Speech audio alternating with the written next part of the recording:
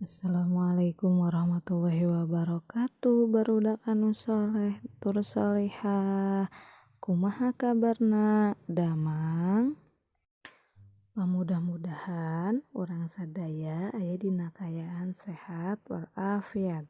Amin ya Allah ya rabbal alamin. Sata acan diajar, hayu urang sami-sami ngadoa heula. Bismillahirrahmanirrahim.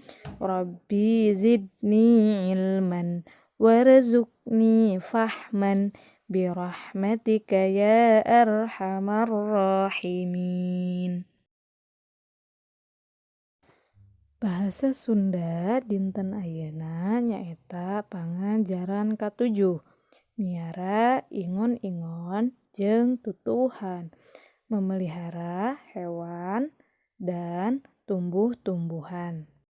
Dinten Kemis kamari, urang sadayana tos belajar tentang ngaregepkeun pupuh. Pupuh kinanti anu judulna badean.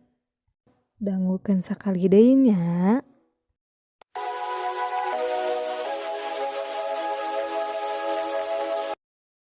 Pupuh kinanti nyaeta pupuh nomor 8 dina laras Salendro.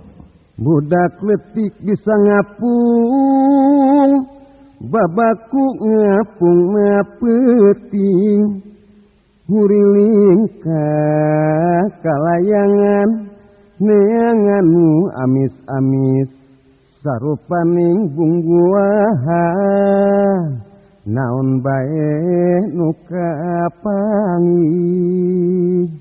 Budak letik bisa ngapung, babaku ngapung napeuting, nguriling ka kalayangan, neanganu amis-amis, sarupaning bungbuahan, naon bae nu kapanggih.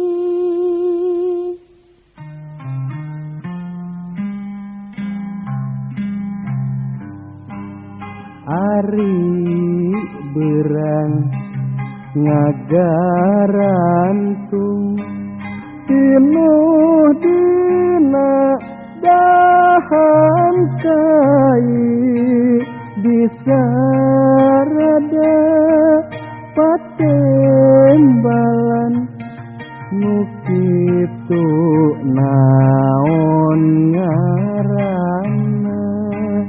Ari berang ngagarantung, tinuh dina dahan kai, bisa rada patembalan, nu kitu naon ngaranna.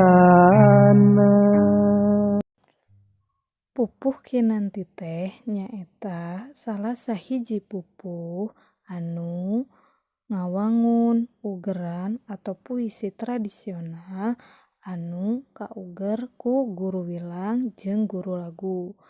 Pupuh kinanti adalah salah satu pupuh yang terbentuk dari puisi tradisional dan ada aturan guru wilang dan guru lagu. Guru wilang itu adalah suku kata, sedangkan guru lagu adalah huruf vokal di akhir kata. Nah, jadi pupuh itu ada aturannya ya. Ada suku kata, adanya guru lagu atau akhir kata huruf vokal. Huruf vokal dalam bahasa Sunda antara lain A, I, U, E, jeung O. Kahartosnya perkara tentang pupuh sareng aturan-aturanna. Pamudah-mudahan Ananda tiasa paham. Alhamdulillahirrabbilalamin. Pangajaran bahasa Sunda dinten ayeuna pangajaran 7. Perkara miara ingon-ingon jeung tutuwuhan anu materina tentang pupuh sareng aturan-aturana atau rengse. Mudah-mudahan nuku saja disampaikan aya manfaatna kangge ananda solih sareng solihah. Hatur nuhun. Wassalamualaikum warahmatullahi wabarakatuh.